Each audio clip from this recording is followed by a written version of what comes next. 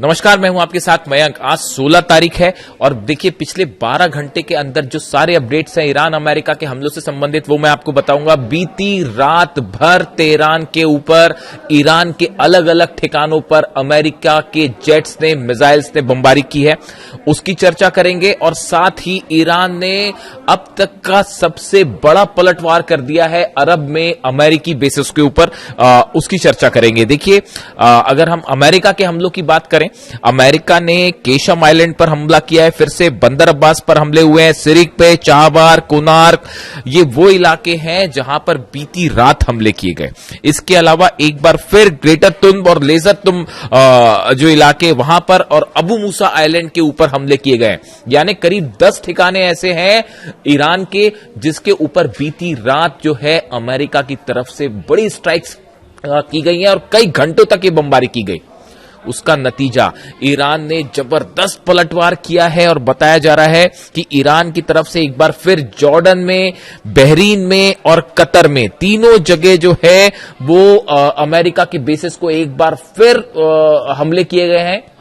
Shahid drone से ये हमले किए गए हैं और खैबर शिकन मिसाइल का इस्तेमाल किया गया है। और जो दावे हो रहे हैं ईरान की तरफ से, ईरान की आर्मी की तरफ से, उनके मुताबिक जो जॉर्डन का अजराक एयर बेस है यहां पर ड्रोन स्ट्राइक की गई है, शायद 136 ड्रोन और मिसाइल से हमले जो किए गए, इसमें बड़ी संख्या में अमेरिका के F-35, F-16 जेट्स जो हैं वो तबाह होने के दावे जो है वो ईरान की तरफ से किए जा रहे हैं। बताया जा रहा है कि जो हमले किए, जो मिसाइल्स गिरी हैं, उसने F-35, F-16 जहां खड़े हुए थे उनको बेस पर जो है अटैक किया और उसमें तबाही की खबरें आ रही हैं।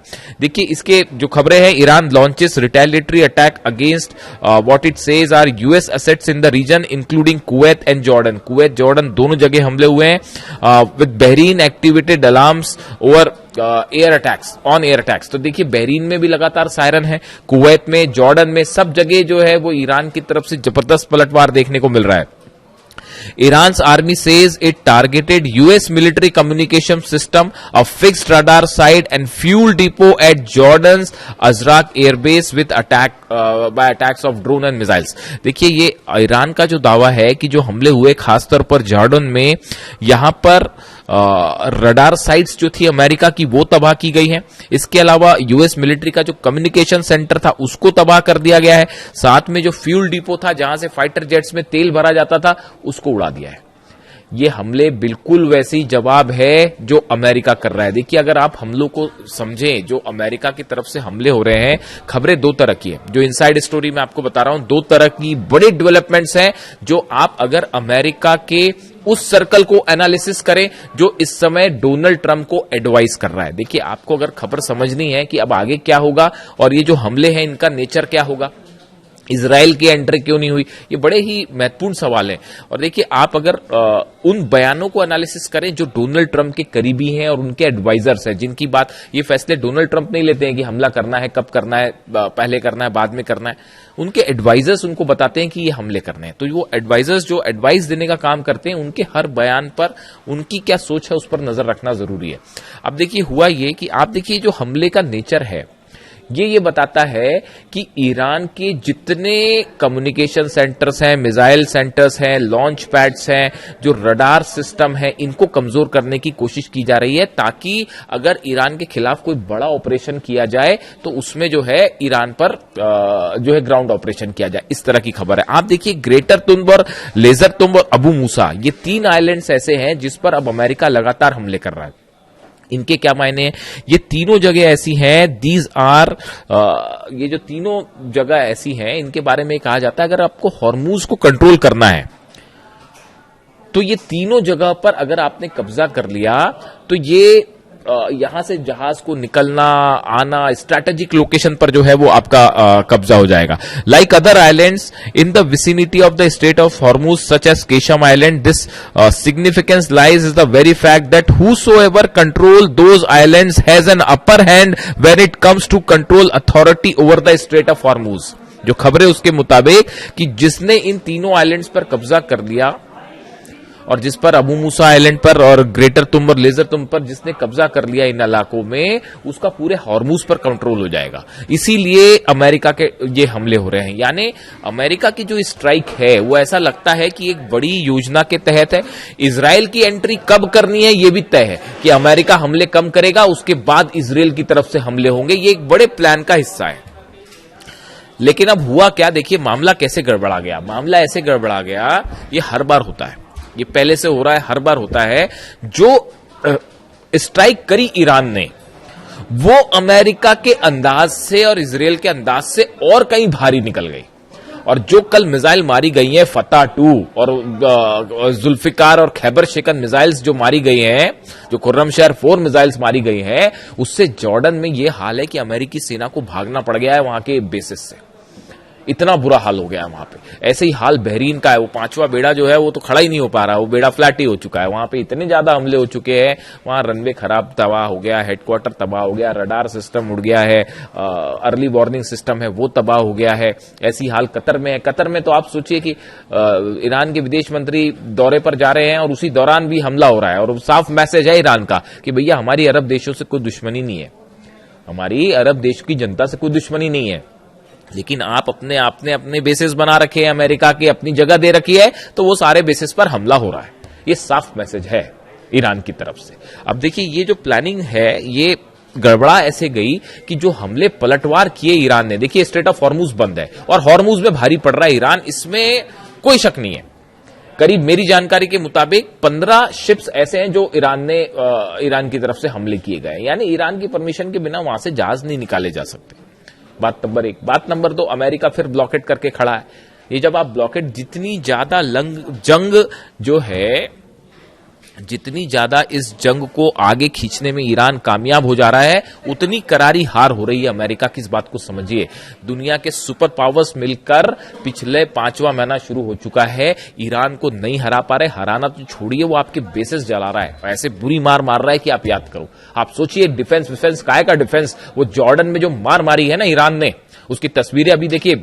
क्या है कि दावे ही हैं, अभी वो सच्चाई निकल के सामने नहीं आएगी। वो आएगी भी तो कब आएगी, बाद में पता चलेगा। एक महीने बाद कोई सीनेट की रिपोर्ट आएगी या कांग्रेस की रिपोर्ट आएगी, उसमें बोल दिया जाएगा कि भैया इतने प्लेन जल गए और ऐसा हो गया और वैसा हो गया।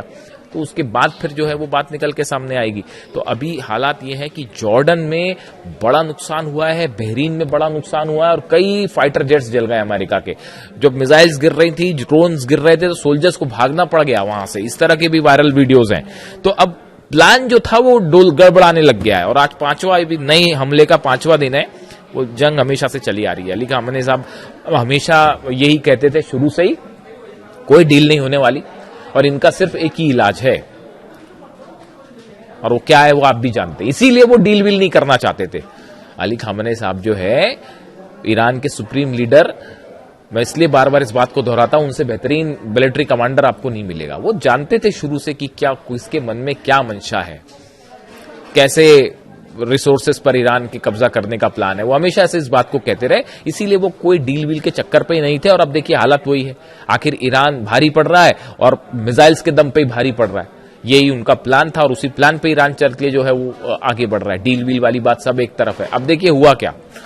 इनसाइड स्टोरी ये है कि ईरान भारी पड़ना शुरू हो गया है। इस वजह से अब डोनाल्ड ट्रंप का बयान आया है एक, और अभी 1-2 दिन में और बयान आ जाएंगे कि ईरान डील करना चाहता है। जेडी वेंस का बयान क्या है? जेडी वेंस का भी बड़ा गौर करने वाला बयान है। वो कह रहे हैं कि अमेरिका के कुछ नेता ये चाहते थे कि ईरान के साथ जंग जो है वो लंबी चले और कोई डील ना हो पाए। ये जेडी वेंस कह रहे हैं। डोनाल्ड ट्रंप का ये बयान कि ईरान डील करना चाहता है, और जेडी वेंस का ये कहना कि इजराइल के कुछ नेता ये चाहते थे कि जंग लंबी चले। ये दोनों बयान ये बता रहे हैं कि फिर से जो है ये सब हमले रुकेंगे और फिर से ये बातचीत शुरू होगी। आप देखिए डोनाल्ड ट्रंप की तरफ से कि हमने फिर से बातचीत के टेबल पे आ रहे हैं और बात कर रहे हैं और हमने बहुत नुकसान पहुंचा दिया है ईरान को। ईरान को नुकसान हुआ है, वाकई हुआ है।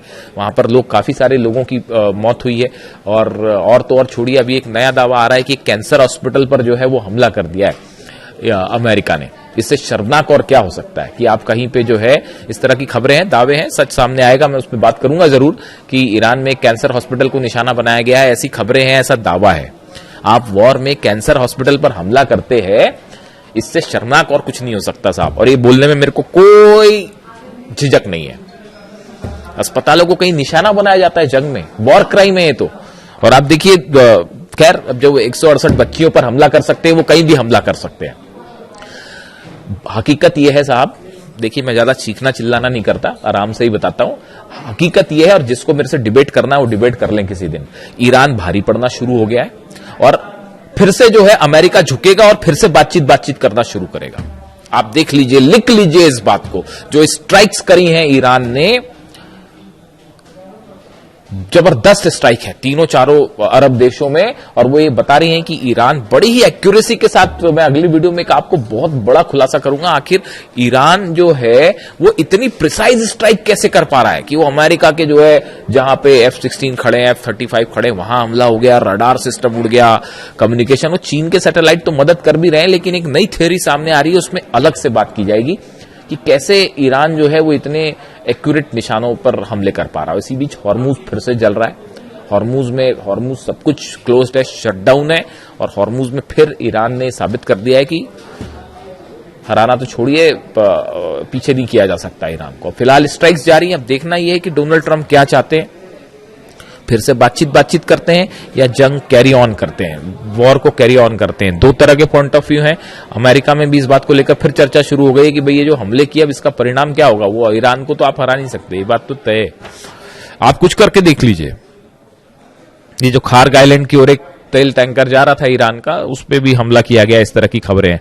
और अमेरिका ने जो हमले किए उसके बाद पूरे तेहरान के आसपास एयर डिफेंस सिस्टम कई जगह एक्टिवेट हो गए हैं। इस तरह की जो है वो तमाम जानकारियां निकल के आ रही हैं। लेकिन एक बार तय है, ईरान भारी पड़ना शुरू हो गया है और अगले कुछ घंटे बेहद अहम है। और इस तरह की बात आ सकती है फिर से कि वो फिर से बातचीत करते हैं और ये बात आएगी। ईरान कोई बात नहीं करना चाहता, समझ लीजिए। ईरान का कंट्रोल अब IRGC के हाथ में है, किसी पॉलिटिकल लीडरशिप के हाथ में कंट्रोल नहीं है। आप इस बात को समझ लीजिए। जो फैसला करेंगे अहमद वाहिदी साहब करेंगे, ईरान की सेना करेगी। और खासकर अब अली खामनेई साहब के जनाजे में जो गुस्सा था, वो गुस्सा जो है वो ये बता रहा है कि अब किसी मुद्दे पर ईरान बात नहीं करेगा।